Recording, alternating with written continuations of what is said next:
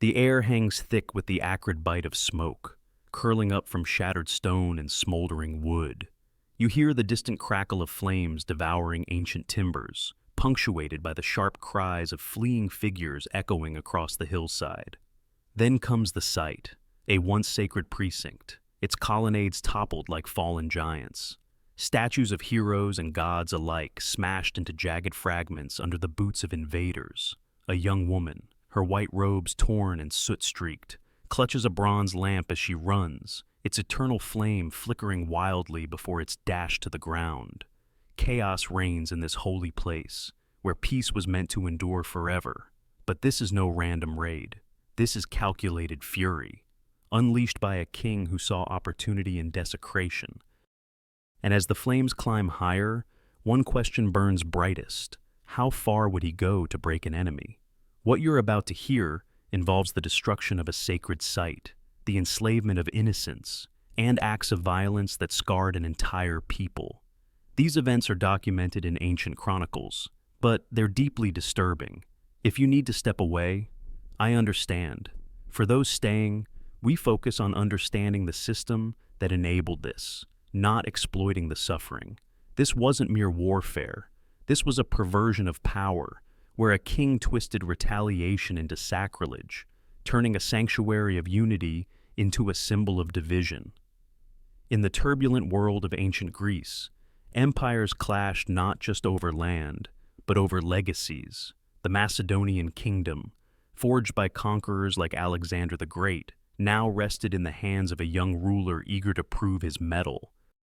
Facing the Aetolian League, a confederation of rugged mountain tribes united against outsiders, Philip V saw a chance to assert dominance.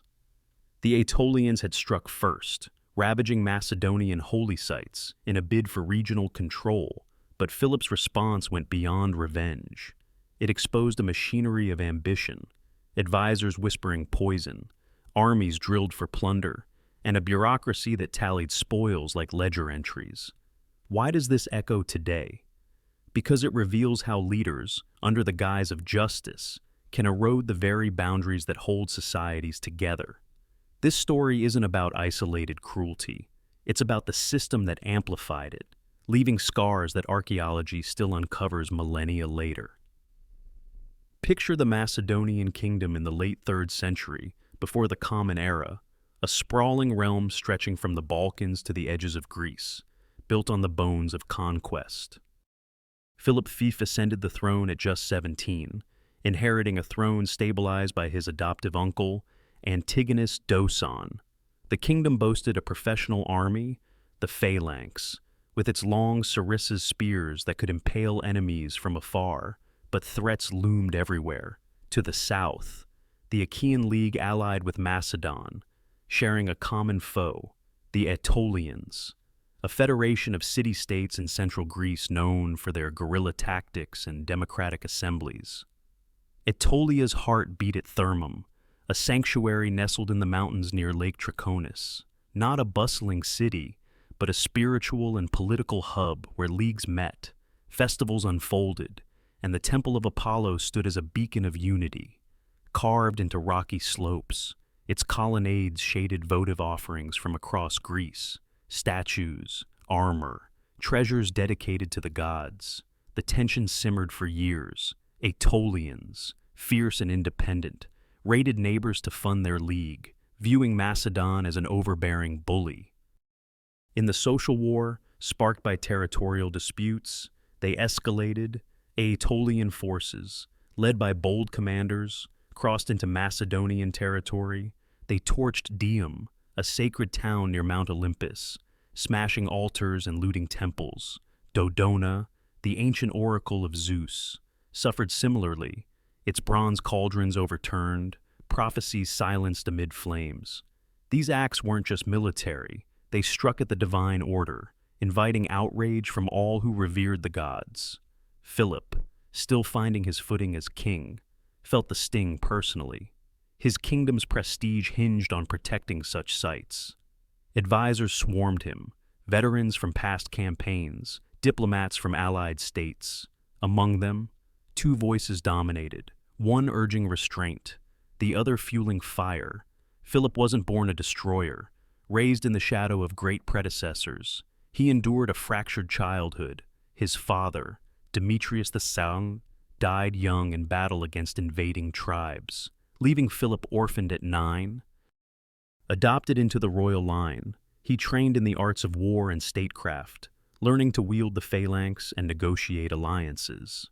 A formative moment came during his uncle's regency, witnessing the restoration of order after internal chaos.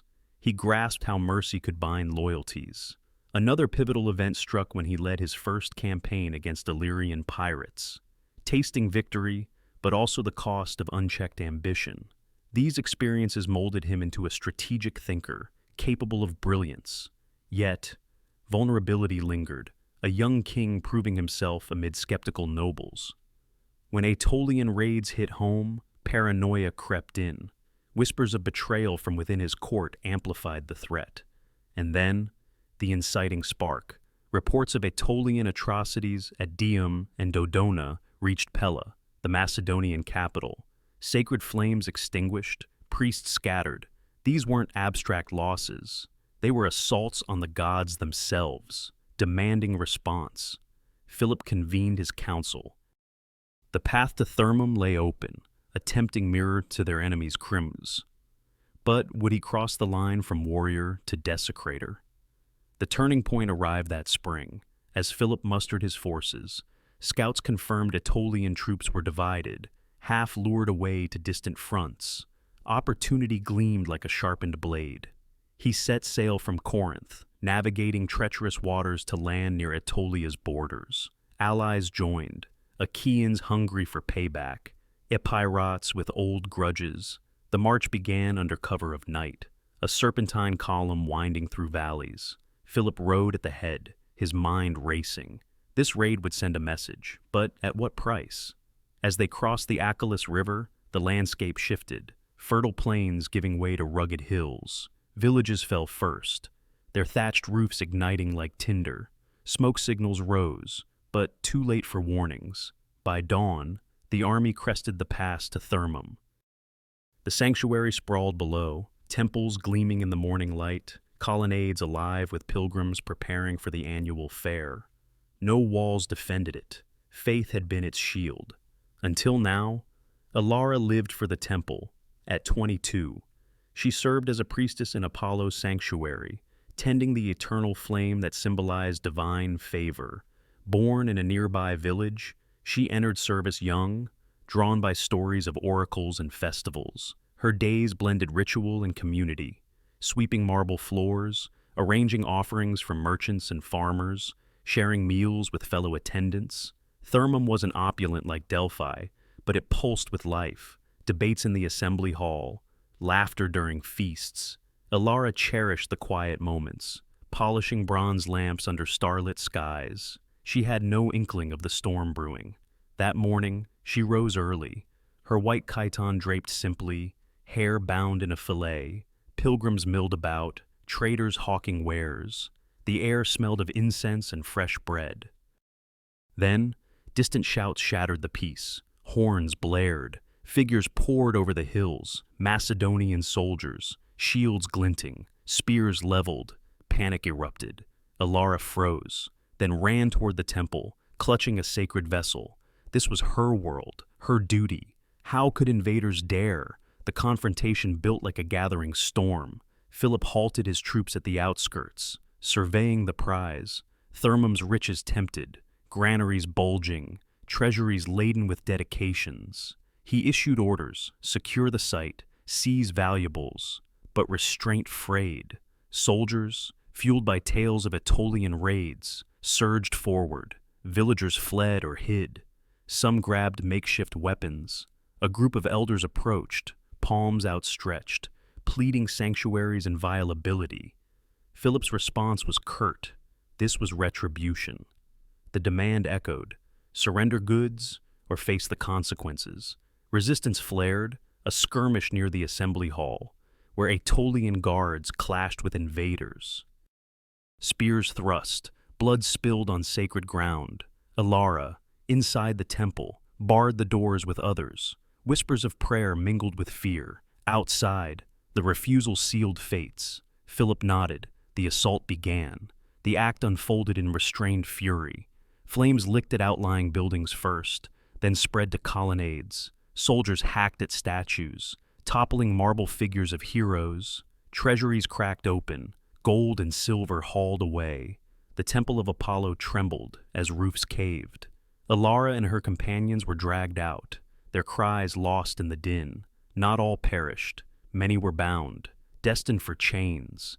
This wasn't passion's outburst. It was systematic. Officers tallying loot, scribes noting acquisitions. By evening, Thermum smoldered, its heart gutted. Word spread like wildfire through Aetolia. Messengers on lathered horses carried talisas of desecration. Villages emptied in fear. Leagues convened in outrage. This wasn't about one site. It was about the system, Philip's machine of conquest, where plunder funded armies, terror quelled dissent. Historians debate the exact toll. Estimates of destroyed statues hover around 2,000, spared only those divine. But the human cost? Whole communities uprooted, families torn.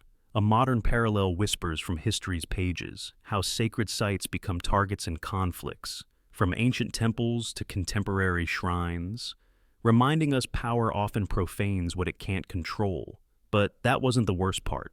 Philip's advisors had planted the seed, and now it grew unchecked. Shift to the command tent, where decisions birthed the horror. Aratus, the seasoned Achaean leader, watched with unease. A statesman from Sicyon, he had forged alliances through diplomacy, not destruction. He argued for mercy, spare the temples, win hearts. But Demetrius of Pharos, an exiled pirate king with a grudge against Rome, whispered otherwise. Show strength, he urged. Break their spirit. Philip, torn between mentors, leaned toward fire. The escalation rippled outward. From Thermum, raiding parties fanned across Aetolia, torching farms, herding livestock. A merchant's widow, her home razed, trudged with children toward safety. Villages emptied, their inhabitants funneled into captivity, women and children prized as labor, men as oarsmen or fighters. The machinery hummed, quartermasters distributed spoils, incentivizing loyalty. A soldier who had served a decade pocketed silver, dreaming of retirement. Yet, amid the blaze, a quiet irony. Birds nested in charred ruins, indifferent to human folly. The system spread like veins through the army. Reports flowed up the chain, captains to generals, generals to Philip. Incentives drove it, shares of booty for efficiency, promotions for zeal. In one valley, a detachment cornered refugees, bindings tightened, marches began toward Macedonian markets. Numbers swelled in human terms, families shattered, futures chained. But include a breather here, the sun dipping low, casting golden hues over Lake Trichonis. A lone olive tree stood unscathed, its branches whispering, forgotten peace. Dark contrast amid horror, beauty persisting where men failed. She had 3 days left in freedom. Elara didn't know it yet. Dragged from the temple, she joined a column of captives snaking down the pass. Chains chafed wrists, guards prodded with spear butts. Whispers among prisoners, some destined for households, others mines. The escalation hit different angles. A witness from a nearby farm saw the smoke, fled to warn leagues. His view, not just loss, but erosion of trust. How could gods protect if kings defied them? Geographic shifts compounded it. Raids hit Stratus next, then Canopy. The system adapted. Scouts probed defenses. Phalanxes formed walls. One brief moment, a captured elder, spared for ransom, recounted horrors to kin. Different victim type, an artisan whose workshop fed the sanctuary. Now ashes. The machine ground on, but cracks hinted, overextended lines, weary troops. What happened next would alarm an entire league. The climax crested as Philip pushed deeper. Peak horror loomed at Thermum's core, the temple fully engulfed, time slowed, flames danced on marble, shadows lengthened, soldiers paused, awestruck by their own audacity, sensory overload, Heat-searing skin, ash-choking lungs, crashes of falling beams. The act peaked in implication, sacred flames doused, offerings scattered. Elara, bound near the ruins, watched her world crumble. No gore lingered, focus on the void left behind. Then, the crack, Philip's overreach. In sparing divine statues, he acknowledged limits, but the verse scrawled on walls, "Seest thou how far the bolt divine hath sped?" Betrayed hubris. Aetolian reinforcements gathered, harrying retreats. Alexander of Trichonium led a counterattack, clashing in the pass. Spears flew, bodies fell. Philip ambushed them, routing the force, over 100 slain, as many captured, but the victory rang hollow. The system strained. Allies questioned the sacrilege. Morale dipped. What broke? Not the victims alone, but the illusion of invincibility. Philip withdrew, booty-laden, but seeds of doubt sown. Transition to aftermath, a king triumphant yet tainted.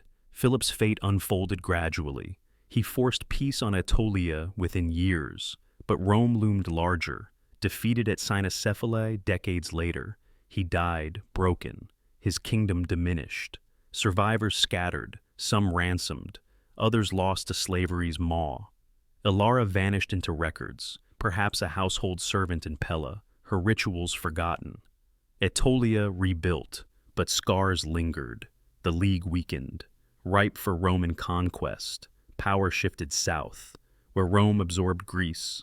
Long-term, Macedonian decline accelerated, Hellenic autonomy eroded. One ironic detail, the documents chronicling the sack, meant to condemn, preserved Philip's name for eternity, turning villainy into legacy. Modern eyes rediscovered Thermum through spade and sift.